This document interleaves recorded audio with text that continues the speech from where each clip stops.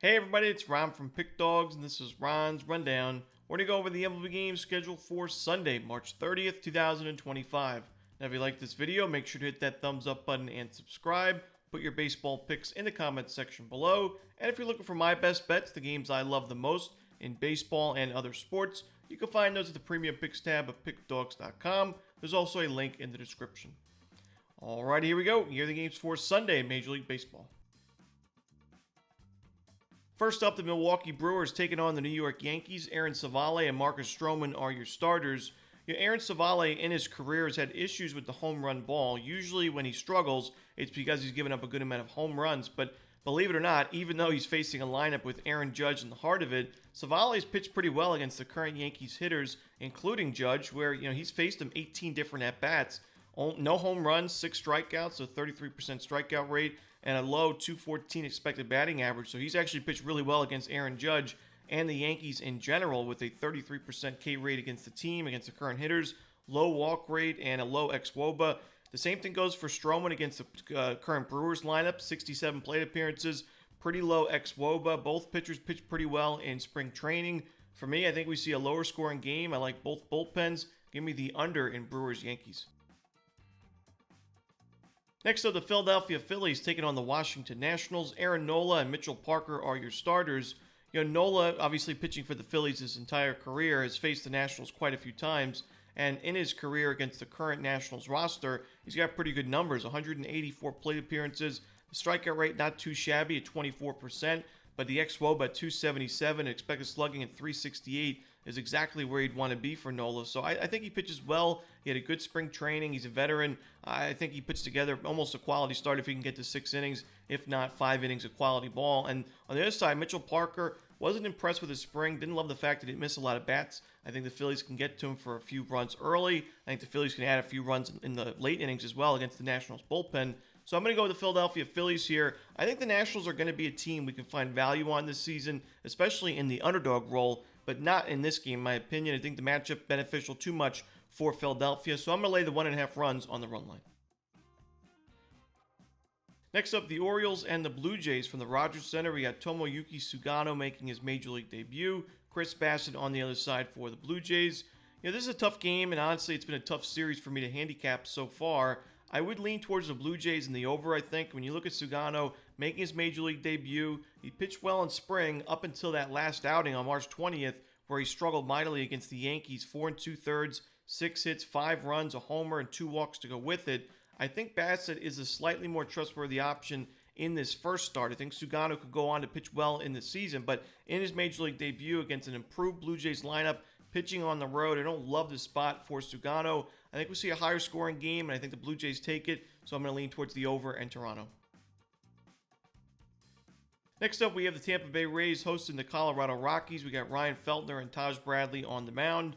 Now, I don't love either of these bullpens on paper, but I do think these are good starting pitching options, and I like the under in this game. I think, if you want to take the under in the first 5, maybe the better option, but I think the under in the full game is certainly in play, as I just don't love either of these lineups either right now. I mean, when you look at both these teams, plenty of players, especially towards the end of the lineups, that can strike out quite a bit in big moments, and we saw the Rockies in the opening day game leave a lot of runners on base, a lot of key moments that they were, hit into double plays, caught stealing, struck out, and I think that that's going to be the key. I mean, against a starter like Taj Bradley, who racks up the strikeouts, and we talk about the Mariners having the best rotation in the American League, but the Rays, especially if McClanahan can join that rotation at some point, they could certainly make an argument there. Like I mentioned, I don't love this Rays bullpen on paper to start the year, but I think they have a great starting rotation.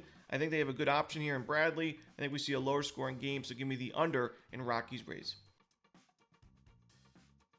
Next up, we have the Pittsburgh Pirates taking on the Miami Marlins. Max Meyer for Miami. Andrew Heaney making his Pirates debut in this one for the road team, facing his former team. He pitched with the Marlins at the beginning of his career. That was a while ago now, 2014, so over 10 years ago. Can't believe that. But Heaney, he did pitch with the Rangers last year. He had mixed results, 4.28 ERA. Not too bad for a middle or back end of the rotation type player who pitched 160 innings. So actually, a pretty solid season for Heaney, but I do think that Meyer is a really talented young arm in this Marlins rotation. We know the Marlins franchise has been known for putting together some really good young pitchers in their rotation over the years, and I think Meyer is the next one. I mean, he struggled in 2024. I like what I saw from him, though, in spring training. He got a lot of work in spring, and I think he pitches well in this game. I think the Marlins are going to be able to compete. They've been competitive in this series thus far, so I'm going to take a shot here at Miami at a good price on the money line at home.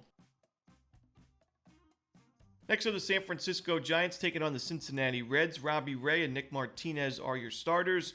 It's the first start of the season for Nick Martinez. If you've watched the rundown over the years, you know the classic statement I always make when Martinez is on the mound.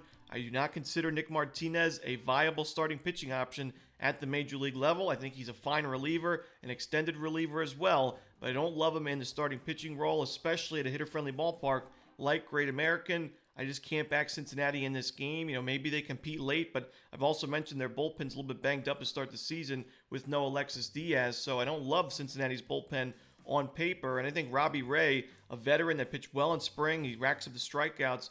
I think he'll be more than good enough, especially with a little bit of run support early, to pitch well enough to get the Giants the W. So I'm going to go with San Francisco on the money line on the road. Next up, the Los Angeles Angels taking on the Chicago White Sox. We got Jack Kohanowitz and Davis Martin on the mound. This is one of those games where I do think Davis Martin's a slightly better option to start. I think the Angels certainly have the better lineup and bullpen, but not by enough for me to want to take LA at this kind of price on the road. The White Sox have already proven in the beginning of this series they're going to be competitive, and I think if they're worth a shot here at home on the money line, and like I said, a solid price. So give me Chicago on the money line and a lean in this one. Next up, we have the Guardians and the Royals. Tanner Bybee and Michael Wacha are your starters. You know, Bybee was supposed to go on opening day on Thursday, but he had food poisoning on Thursday, so they moved his start to this matchup on Sunday. And, you know, one of the good things for the Guardians is they were still able to win that opening day game, even though they had Ben Lively up against the Royals ace and Cole Reagans.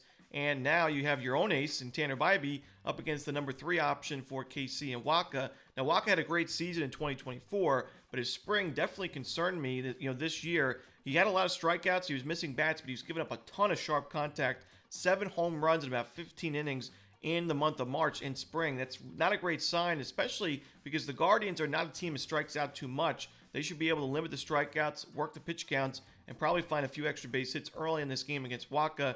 Similar to Lugo, I do think Wacha regresses this year in 2025 after that stellar 2024, and I think the Guardians are the play in this one on the road, so give me Cleveland on the money line. Next up, we have the Minnesota Twins taking on the St. Louis Cardinals. Bailey Ober and Andre Pallante are your starters. I think most teams would love Bailey Ober as their number 2, let alone the number 3 for the Twins in their rotation. They have one of the best rotations and bullpens in baseball, and I like their matchup here against Pallante. I think they can get on the board early, back up Bailey Ober. I don't think it's going to be a spotless start for Ober, but I think it'll be good enough, hand it over to the bullpen, which is one of the best in baseball, for Minnesota to pick up the W in the end. I like Minnesota in this game. I'm going to take them on the money line. Next up, we have the Red Sox and the Rangers. We got Jacob deGrom making his season debut and Richard Fitts on the other side for Boston. Now, on opening day, we took the Marlins over the Pirates despite Paul Skeens being on the mound. And the reasoning behind it was, you know, Skeens is a great pitcher. He pitched well in that game. He's going to have a Cy Young level season, in my opinion, in 2025. But the Pirates were really overpriced, you know, minus 155, minus 160 in that game because he was on the mound. He still only went about 5 innings, and the Marlins went on to win that game because they got to the bullpen late. And I think this could be a similar situation because Jacob deGrom is a big-name pitcher. You know, if he would have stayed healthy, and he still has a chance, could be a future Hall of Famer. And because of that, you know, the Rangers are just overpriced. But deGrom has not pitched in a while in the regular season.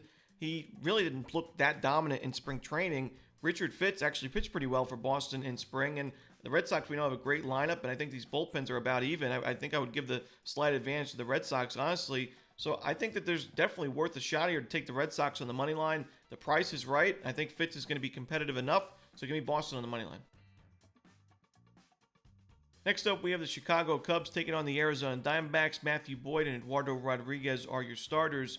I think this could be my least favorite game on the board because last year we did fade Eduardo Rodriguez quite a bit, but he was starting to figure out his game towards the end of the season. And now in the spring, he also pitched well for Arizona. He's got good numbers against the current Cubs lineup. I think he actually could put together a good outing. But on the other side, Matthew Boyd, he's had one start at Chase Field in his career. He's been mostly in the American League, so he doesn't really play the Diamondbacks too often. But one start in his career was a quality start. Not a lot of lefties can pitch too well at Chase Field. And in his plate appearances in his career against the current Diamondbacks roster, 50 plate appearances, 35% strikeout rate, a 247 xWOBA is super low. So he's pitched well against his current team, and I think we're going to see probably a lower scoring game than we're used to at Chase Field, but I am going to lean towards Arizona in the end because I like the fact that they've faced now 3 straight lefties to start the season. This was a lineup that last year was great against left-handed pitching, and now they're seeing so much of it. I think they benefit from a matchup like this just slightly.